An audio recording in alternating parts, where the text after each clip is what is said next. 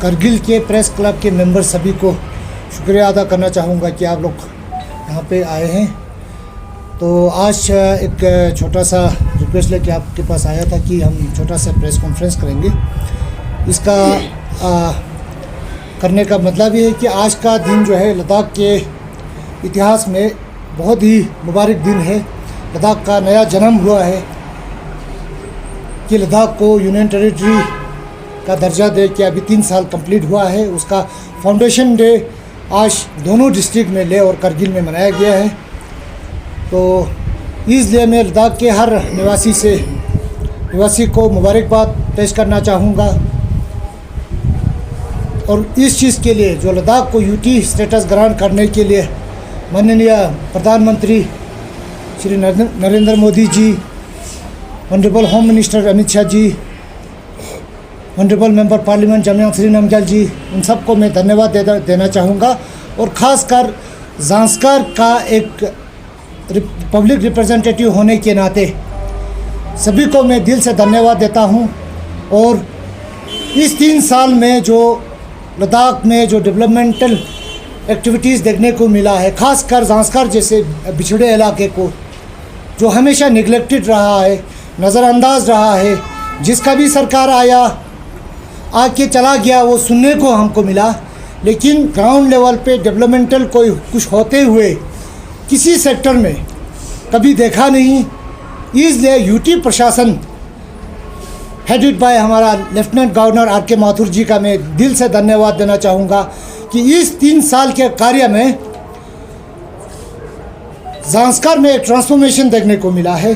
हर क्षेत्र में education, health, infrastructure, tele connectivity, हर लिहाज से इतना डेवलपमेंट हुआ है कि उनको हम दिल से शुक्रिया अदा करने के सिवाय और कोई लफ्ज़ रहता नहीं है। और यूटी प्रशासन में जो भी डेडिकेटेड ऑफिसर्स हमारा रहा है, एडवाइज़र साहब हमारा उमन नरोला जी, डिविजनल कमिश्नर सौगत विशाद जी, उसी तरह हमारा सेक्रेटरीज कोतवाल जी, रविंदर जी, ए.के. साहू जी, पद्मा अंगमू जी, महबूब साहब, तो सभी ने डेडिकेटेडली एक ज़ांस्कर जैसे बिछड़े हुए इलाके में इतना डेडिकेटेडली उन्होंने काम किया और ग्राउंड लेवल पे डेवलपमेंटल देखने को मिला। इस चीज़ के लिए आज की इस दिन को मैंने आप सबको धन्यवाद देने के लिए चुना है। तो आगे आने वाले दिनों में भी हमें कोई गिला शिकवा नहीं होगा। हाँ, हमें भरपूर ये उम्मीद आप लोगों से है, जब तक आप लोग हैं तब तक पिछड़े इलाके जो चांगतांग है, ज़ांस्कर है, हमारा सुरू है, हमारा द्रास है, या जो नज़रअंदाज रहा है आज तक, उन सब में इक्वली डेवलपमेंटल का एक्टिविटीज़ देखने को मिलेगा, मुझे ये उम्मीद है। इसलिए मैं ज़ांस्कर के लोगों की तरफ से सबको दिल से धन्यवाद और सभी लद्दाख के निवासियों को मैं मुबारकबाद पेश करना चाहता हूँ। आज की इस फाउंडेशन डे पे करगिल में हमारा फाउंडेशन डे मनाया गया है, जिसमें डिप्टी कमिश्नर ने खुसूसी ये बोला कि आज करगिल का ऑडिटोरियम हॉल पहली बार भरा हुआ, कचाकच पब्लिक से भरा हुआ, या ऑडिटोरियम के बाहर इतने लोग जमा थे। क्यों? यूटी के फाउंडेशन डे को सेलिब्रेट करने में यूटी मिलने से यहाँ पे क्या डेवलपमेंटल चेंजेस देखने को मिला, लोग उससे संतुष्ट है, वो खुशी इजहार करने के लिए लोग इतना जमा हुआ था। तो मेरे ख्याल से हर क्षेत्र में लोग बहुत ही ग्रासरूट लेवल पे बहुत खुश है। वो अलग चीज़ है, कुछ अपोजिशन का, कुछ लीडरों का अपना पर्सनल सियासी दाल नहीं गलने से कुछ उटपटांग बात बोलने की कोशिश कर रहा है, कानफूसी कर रहा है। हाँ, तो वो तो अलग का एक विषय है। तो इसी चीज़ के लिए मैंने प्रेस वालों को बुलाया था।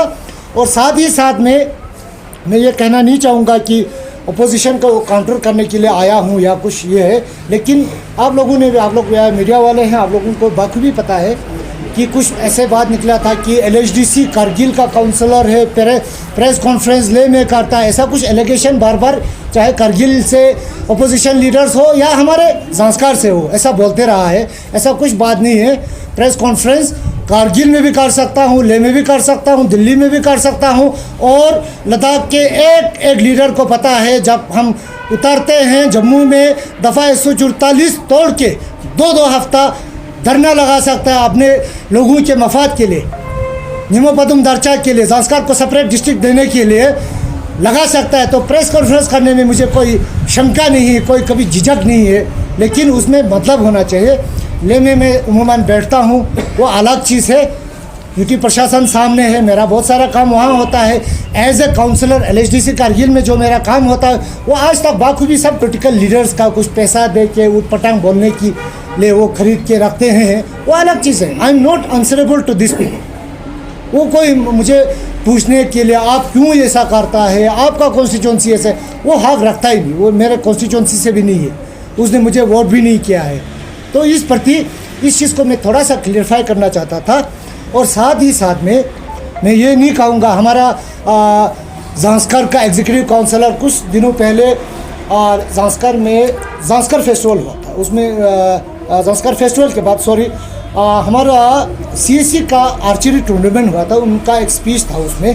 तो मैं उसको डिटेल में जवाब नहीं देना चाहूँगा, क्योंकि मेरा ये मंशा है कि ज़ांस्कर के चाहे जिस पार्टी में भी हो, हर लीडर एक साथ हो के अभी ज़ांस्कर का जो मूल मुद्दा है, जो पेंडिंग डिमांड हमारा प्राइम डिमांड जो ज़ांस्कर को सेपरेट डिस्ट्रिक्ट का दर्जा देने का है, उस चीज़ के लिए मैं बर्दाश्त करके बैठता हूँ। हर चीज़ को मैं जवाब नहीं देता हूँ। उनका एक स्पीच था कि 300 वोट लेके चार कॉन्स्टिट्यूंसी में 1400 वोटर है, 300 वोट लेके लद्दाख का लीडर बनने की कोशिश करता है, वो अलग विषय है। ऐसी चीज़ों में ये चीज़ें बोला नहीं जाता। और इस चीज़ का मैं जवाब देना होगा तो बाद में दिया जाएगा, और जब देंगे तब देखेंगे लोग किस हिसाब से देते हैं। लेकिन मेरा ये अपील है ज़ांस्कर के बाकी लीडरान से कि सबको एकजुट होकर, अभी जो ज़ांस्कर का प्राइम डिमांड सेपरेट डिस्ट्रिक्ट का है, जब तक सेपरेट डिस्ट्रिक्ट नहीं मिलता है, सबको मिलजुल के पॉलिटिकल डिफरेंसेस होता है, हर रीजन में होता है, तो उस चीज़ को थोड़ा सा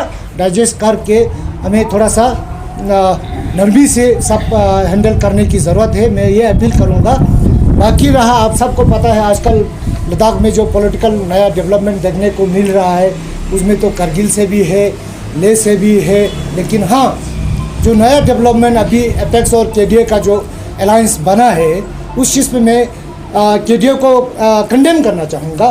क्योंकि जब KDA फॉर्मेशन हुआ था, officially still we are in district Kargil, we are stakeholder of district Kargil, we have 2 communities in Zanskar, एक मुस्लिम कम्युनिटी, एक बुद्धिस्ट कम्युनिटी। तो जब KDA फॉर्म हुआ था, लद्दाख का जो भी बड़ा डिमांड करना होता है, नुब्रा वालों को पूछा जाता है, लेके क्रिश्चियन को पूछा जाता है, लेके सुन्नी को पूछा जाता है, लेके शेर कम्युनिटी को पूछा जाता है। हमारे ज़ांस्कर के सुन्नी कम्युनिटी को क्यों नहीं पूछते हैं? हमारे ज़ांस्कर के बुद्धिस्ट कम्युनिटी को क्यों नहीं पूछते हैं? तो हमारे बिहाफ पे कोई डिमांड करने का हक नहीं रखता है, हम वो इजाज़त आप लोगों को नहीं देंगे। तो ये बहुत बड़ा चीज़ है जो हमें अच्छा नहीं लगा, और इसको रेक्टिफाई करने की ज़रूरत है। जब तक ऑफिशियली अनाउंसमेंट डिस्ट्रिक्ट अलग नहीं होता है, तब तक हम डिस्ट्रिक्ट कारगिल का स्टेक होल्डर है। तो कारगिल डिस्ट्रिक्ट की तरफ से जो भी डिमांड जाएगा, उसमें हम एक स्टेक होल्डर है। उसके अलावा कारगिल का minority Buddhist as a whole, चाहे वखा मुल्क हो जहाँ हो, वो सब भी नाखुश है। उस चीज़ का मैंने प्रेस अभी लोगों के ज़रिए देखा है, आप लोगों ने टेलीकास्ट किया हुआ है। तो जो देखिए, ऐसा चीज़ है कि अब आज के सियासी उसमें मेरा जो ऑब्जर्वेशन ये रहा है कि जो भी हो रहा है अभी 24 तक, 23 को शुरू होगा, 24 तक चलाएंगे। ये 24 क्या है, 24 के MP इलेक्शन को ही टारगेट किया जा रहा है। इन्हें भी देखा जाएगा तो लोगों के आम मसाइल को, ग्रास रूट लेवल के प्रॉब्लम को ज़्यादा कम इंटरटेन किया जा रहा है, ना कि ये सियासी मूवमेंट की तरह लोग इसको चलाया जा रहा है। तो इन चीज़ों में थोड़ा सा मैं उजागर करना चाहता था आप लोगों के बीच में। तो जो यूटी के खिलाफ कानाफूसी करके यूटी से ये हो गया, यूटी से वो, हम तो बड़ा खुश है, हमारे लोग खुश है। आज जब कारगिल में यूटी फाउंडेशन का डे सेलिब्रेट हुआ, मैं देख रहा था लोगों के चेहरे पे चेहरा कितना खिला हुआ था, कितना खुश है। वो अलग चीज़ है, 2-4 पॉलिटिकल लीडर्स का अपना दाल ना गलने की वजह से, या उनको कश्मीर से कुछ मिलता होगा या कुछ होता होगा। Otherwise as a party wise अगर मैं देखा जाए तो जो भी बोल रहा है, अभी कांग्रेस वाले बोल रहे हैं, ले में भी बोल रहे हैं, या करगिल में बोल रहे हैं, ज़्यादातर तो कांग्रेस वाला है। कांग्रेस वाला मैं अपने इलाके के बारे में बोलेगा तो हमेशा संस्कार को निगलेक्ट किया। कौन सा चीज़ किया कि जो संस्कार वालों के लिए जिसकी वजह से हम उनका ये करेंगे। National Conference as a political party एक डिस्क्रिमिनेटिव एटीट्यूड हमेशा लेके चला है, तो वो इम्प्लीमेंट भी किया है। जब उनका सरकार चलता था, देखिए लद्दाख में दो असेंबली कॉन्स्टिट्यूंसी 1989 की, जब मैं बात कर रहा हूँ 89 की बात कर रहा हूँ, लद्दाख में 2 कॉन्स्टिट्यूंसीज नया डिक्लेयर हुआ था, नुब्रा और जांस्कर। नेशनल कॉन्फ्रेंस के डिस्क्रिमिनेटिंग एटीट्यूड की वजह से जांस्कर को शुरू वाली पूरा उसमें इंक्लूड कर दिया। जांस्कर से आज तक कोई एमएलए नहीं बना, कोई मंत्री नहीं बना। ये क्यों हुआ? ये जांस्कर वालों को सोचना है। जो नेशनल कॉन्फ्रेंस का सपोर्टर बन के फील्ड में चल रहा है, उनको सोचना है किस पार्टी ने उनको धोखा दिया, उनके दादे को, उनके बाप को धोखा दिया है। हमारे जांस्कर में एक प्रभाव है, हम उस चीज को ये करते हैं, एक लोकल हम ये बोलते हैं। आगे निशास और मकफुदना यूरोपीय रजिस्ट्स, इस प्रभाव को उन लोगों के लिए है जो नेशनल कॉन्फ्रेंस का वर्कर बन के उधर फील्ड में चलता है। और जहां तक हम करगिल में जो करगिल का कांग्रेस बोलता है, भाई ऐसे में बीजेपी प्रेसिडेंट भी अभी रिप्रेजेंट कर रहा हूँ। बीजेपी ने ये कर, बीजेपी ने क्या किया? बीजेपी आते ही जुजिला टनल से शुरू कर दिया।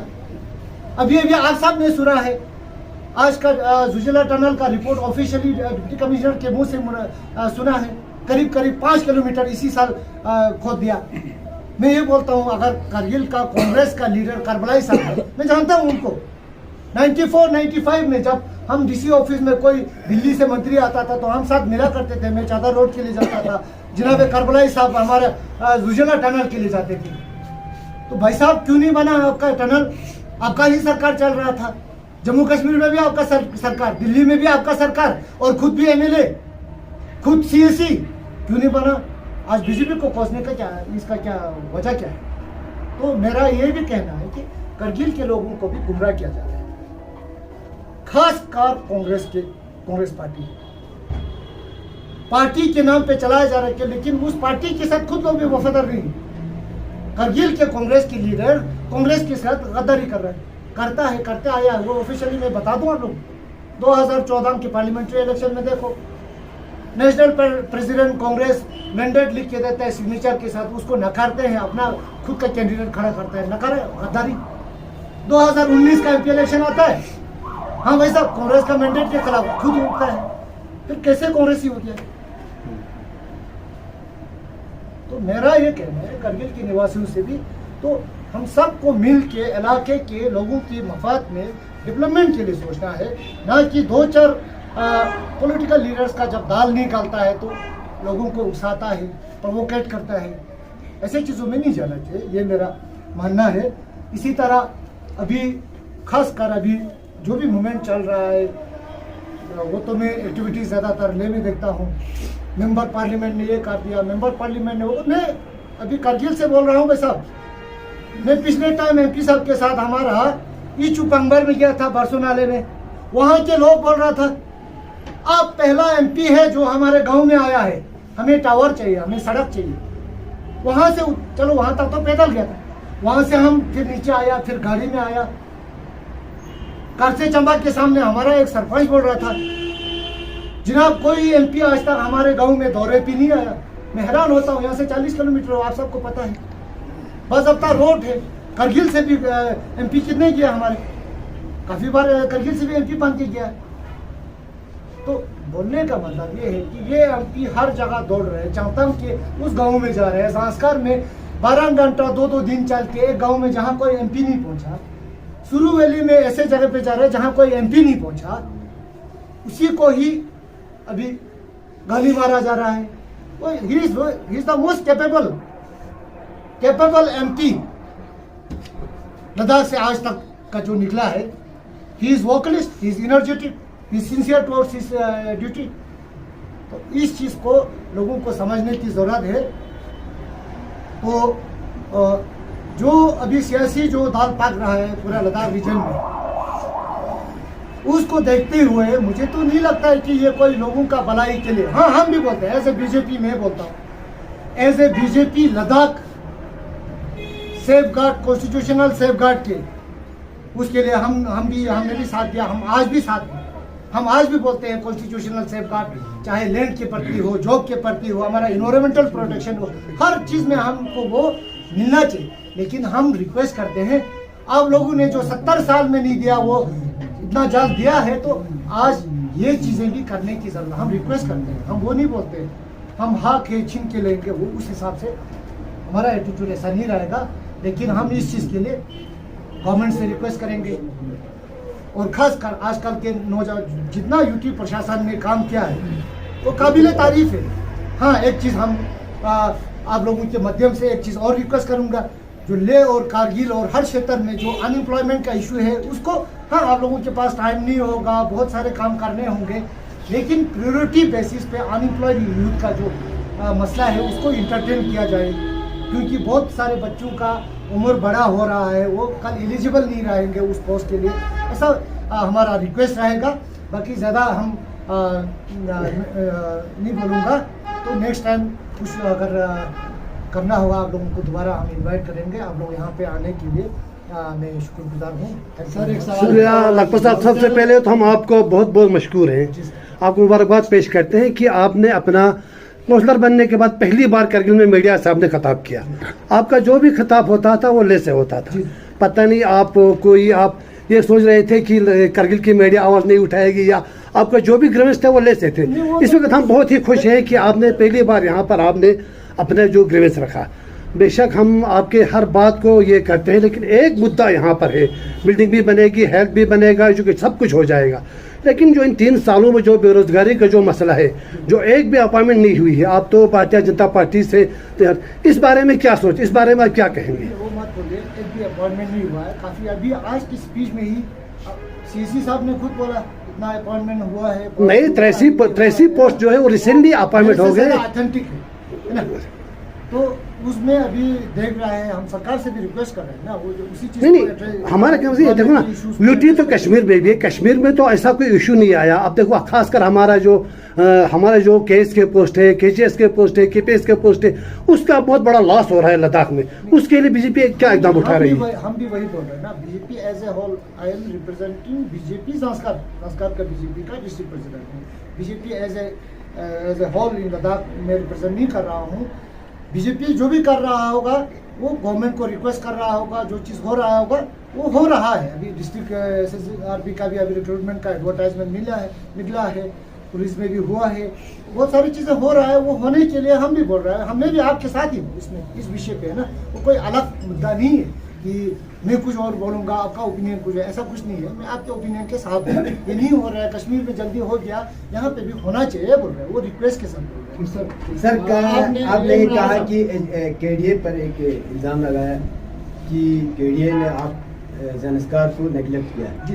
तो सर केडीए और एपेक्स का 4 एजेंडे हैं जो किसी एक एक गाँव के लिए, एक खत्ते के लिए नहीं, पूरे खत्ते लद्दाख के लिए, पूरी यूटी के मसाइल को लेकर 4 एजेंडे, जिसमें बेरोजगारी, अच्छा स्टेटहुड, 6 शेड्यूल और लद्दाख की तहफ़्फ़ुज़, ये 4 एजेंडे हैं जो एपेक्स और केडीए उठा रहा है।